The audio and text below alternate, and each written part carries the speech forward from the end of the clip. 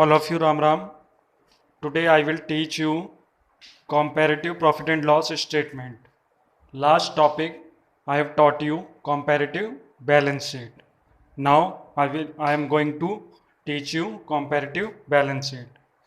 In this chapter I will teach you common size statement and comparative statement. Comparative statement में भी दो चीज़ सीखेंगे आप. You will learn about balance sheet and profit and loss statement. Same thing in common size, balance sheet and profit and loss statement. So let's come to the point. Comparative profit and loss statement. So here is format of comparative profit and loss statement. Then there are 6 columns here. First one particular, second one not number, and third and fourth one absolute amount, and fourth, fifth and sixth percentage of total revenue. यहाँ पर हम 2 years लेते हैं. एक previous year कहलाता है और एक करंट ईयर. ठीक है, कोई भी 2 ईयर ले लेते हैं. 2010, 2009 प्रीवियस हो गया, 2010 करंट हो गया. यहाँ 2011 और 12 दे रखे हैं, तो 2011 हमारा प्रीवियस ईयर हो गया, 2012 क्या हो गया, करंट ईयर हो गया. तो यहाँ पे हम फॉर्मेट में देखेंगे कि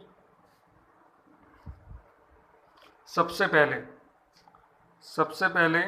इधर आ जाइए. ये है फॉर्मेट, मेन चीज़. ठीक है, अगर आपने ये फॉर्मेट याद कर लिया तो समझिए कि आपको comparative profit and loss statement याद हो गया. ठीक है, बाकी सब कैलकुलेशन उसी तरीके से है जैसे बैलेंस शीट में है. सबसे पहले हम उसमें माइनस करेंगे और फिर उसकी परसेंटेज निकालेंगे. ठीक है, तो यहाँ पे इस फॉर्मेट को हम याद करते हैं. किस तरीके से याद करेंगे देखिए. सबसे पहले पर्टिकुलर में हम रिवेन्यू फ्रॉम ऑपरेशन लिखेंगे. क्या लिखेंगे? Revenue from operation. Revenue from operation means sales. जो भी हम माल बेचते हैं उससे होने वाली इनकम क्या होती है? Revenue from operation. इसका अनदर नेम है सेल्स. क्या नेम है? सेल्स. अब सेल्स को छोड़ के जो और कहीं से इनकम हो रही है उसे हम बोलते हैं अदर इनकम. क्या बोलते हैं? Other income. अब इन दोनों इनकम को ऐड कर दो. ऐड कर दो तो क्या हो जाएगी हमारी टोटल इनकम. टोटल इनकम मतलब total revenue. Income, revenue, sales all are same. देखिए, अभी अगर मैं इस फॉर्मेट को यहाँ से हटा दूँ तो एक जनरली मन में सोचिए, अगर आपको प्रॉफिट निकालना है तो प्रॉफिट आप कैसे निकालोगे?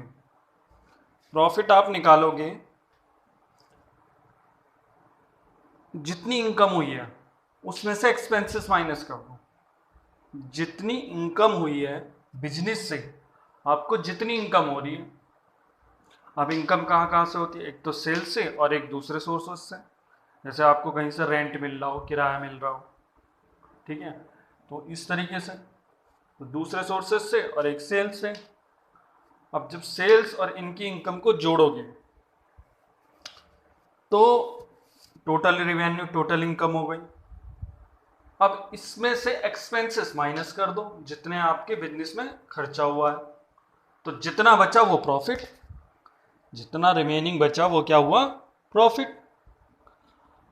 अब प्रॉफिट में से कुछ परसेंटेज हमें गवर्नमेंट को भी टैक्स के रूप में देनी पड़ती है, जिसे आप जीएसटी बोलते हैं, गुड्स एंड सर्विस टैक्स. तो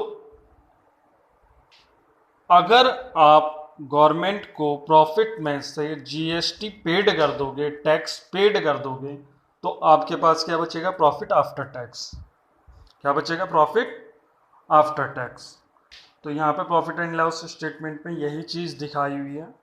सबसे पहले रिवेन्यू है, फॉर्मेट में ना देखिए, एक बार ध्यान से कान पे लगा के मोबाइल को सुनिए या लैपटॉप में ध्यान से सुनिए, जो भी आप इंस्ट्रूमेंट यूज़ कर रहे हैं उसे एक बार ध्यान से सुनिए मैं क्या कह रहा हूँ। What I am saying, carefully listen.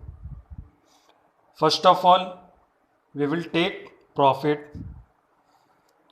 first of all we will take income from sales, income from other, ठीक है। उन्हें टोटल करेंगे, टोटल इनकम, उसमें से हम ऑल एक्सपेंसेस माइनस कर देंगे। क्या हो गया? Profit before tax. क्या हो गया? क्या बच के आया? Profit before tax. इनकम में से एक्सपेंसेस माइनस किया, क्या बच के आया? Profit before tax. अब प्रॉफिट बिफोर टैक्स में से हमने गवर्नमेंट को टैक्स पे कर दिया, तो क्या बच के आया? Profit after tax. तो यहाँ पे फर्स्ट और सेकंड पॉइंट को हमने इनकम को प्लस किया,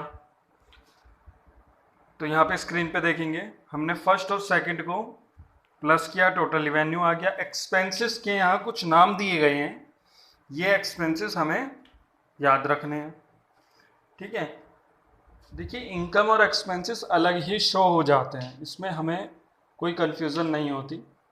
जब आपको क्वेश्चन में गिवन होगा तो आपको इनकम और एक्सपेंसेस आसानी से समझ में आ जाएंगे। फिर भी आपको एक्सपेंसेस कुछ अगर समझ में ना आए करके इसमें फॉर्मेट में दिए हुए हैं, आप इनकी मदद से बहुत जल्दी एक्सपेंसेस को समझ जाएंगे कि हमें कौन से एक्सपेंसेस माइनस करने हैं।